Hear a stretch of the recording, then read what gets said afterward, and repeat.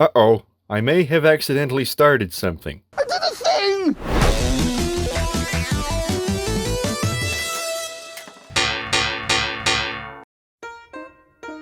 Well, gang, 'twas that time of year again. We ventured off to the Edmonton CollectorCon.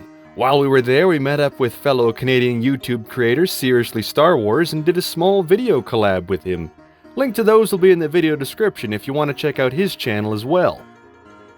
That aside, I've got a lot of respect for OG Kenner Star Wars, but never had the urge to buy it just to collect it. Most Kenner stuff I have was by chance or it was gifted to me at some point, but there was one piece I had wanted for years now. Actually, to go with my more modern figures to serve as a rebel trench. That being the Imperial attack base. I'll admit, I didn't know exactly what it did at the time, but it looked cool yet basic, so when I saw them around I didn't really want to pay $100+ for one. Well, there just so happened to be one at the show that had a snowtrooper with it. I asked the friendly gentleman what he'd take for it if he threw in the figure. The answer was $45. And just like that, I am now the proud owner of an Imperial attack base. I also snagged a Hoth Rebel Commander, or 3, but more on that later. The worst part about this set was it was covered in all this mung and... bah! Someone else's dust. Yeah! But after a damn good scrubbing, it shines like a brand new Dodge.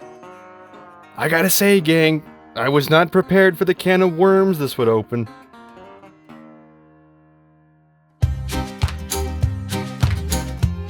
This thing is so freaking awesome, and I can't explain why. There's not that much here, but it's the most fun I've had with a Star Wars toy in years. Literal years. I don't know if it's because it represents my favorite scene from my favorite Star Wars film, but something about this set just makes my socks roll up and down.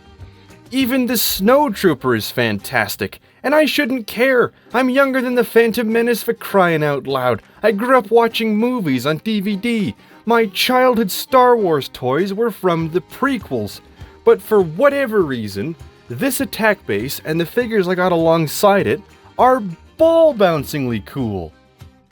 Up until this point, my affiliation with vintage Star Wars was tied to my fascination for history, because, you know, gang, I'm something of a historian myself.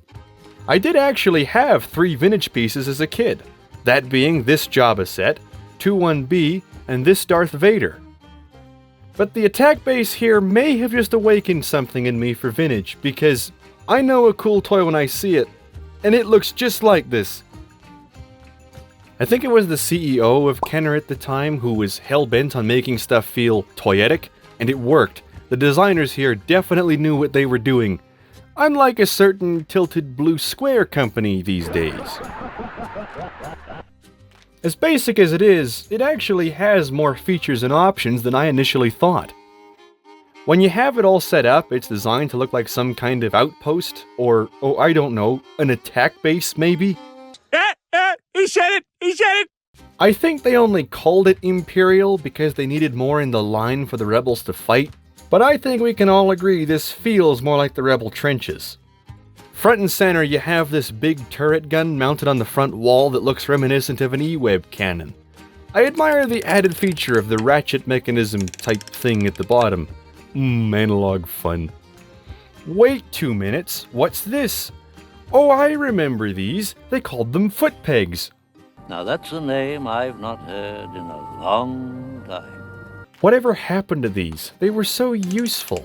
Now figures just fall over all the time. The meat and taters have gotta be this archway and this small shelter, which both have blow-away/collapsing features. Plus, if one felt so inclined, you can take them out all together and now you've just got a simple rebel trench. My god, something built on the concept of fun and imagination. I think we have a special word for this actually. What was it again? Oh yeah, a toy.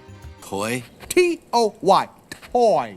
Hasbro, McFarlane, take notes. There is one other action feature, which is this little rectangle up here. I think it was supposed to be a landmine or something. Basically, you put a figure here, push this button, and it Jim Leahy's off the edge. Look at that! The Imperial attack base with Granny falling down the stairs action.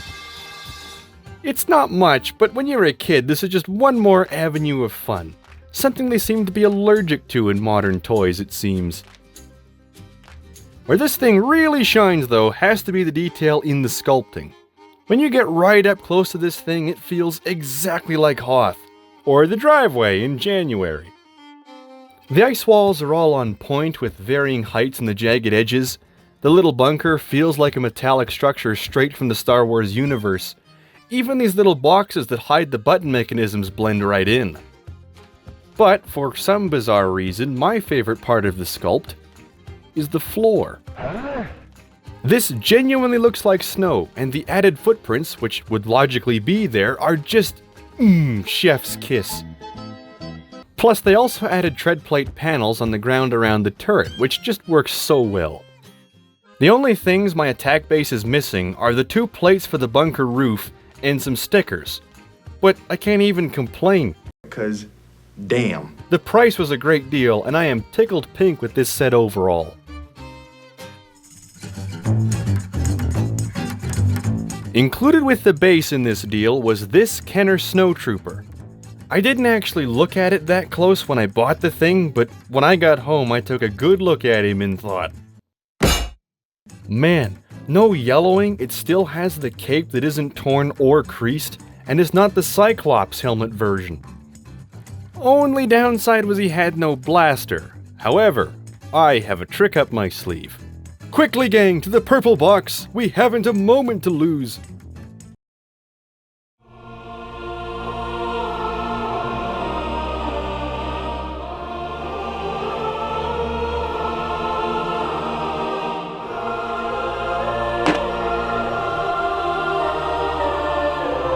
Right, stop that!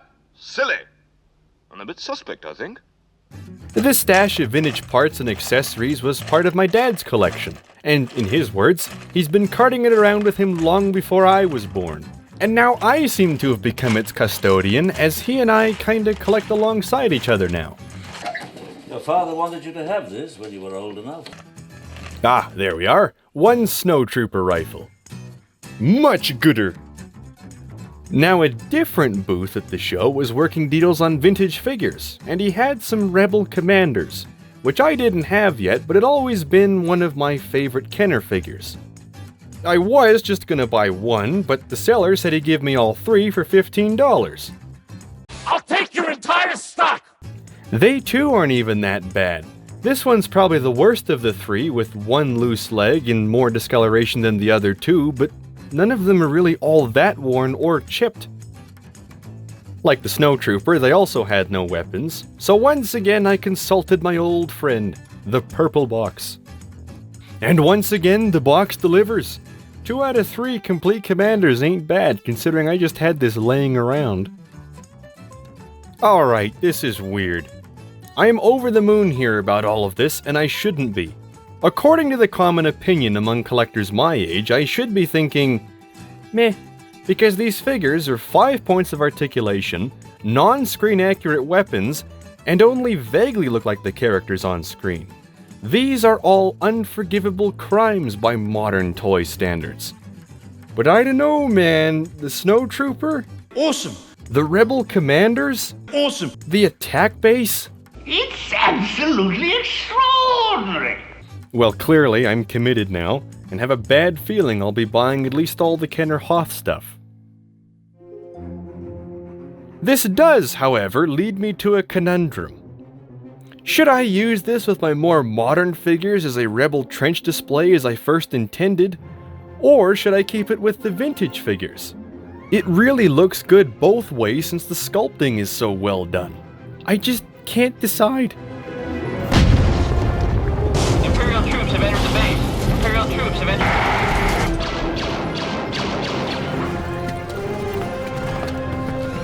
So, obviously, there is only one answer. Looks like I'm gonna need another Imperial attack base. Excuse me. What?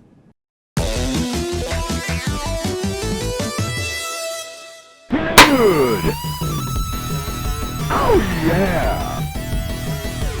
Remember, gang, 9 out of 10 dentists recommend using an Oral-B toothbrush to clean your Imperial attack base. It'll get all the greeblies right off. I see.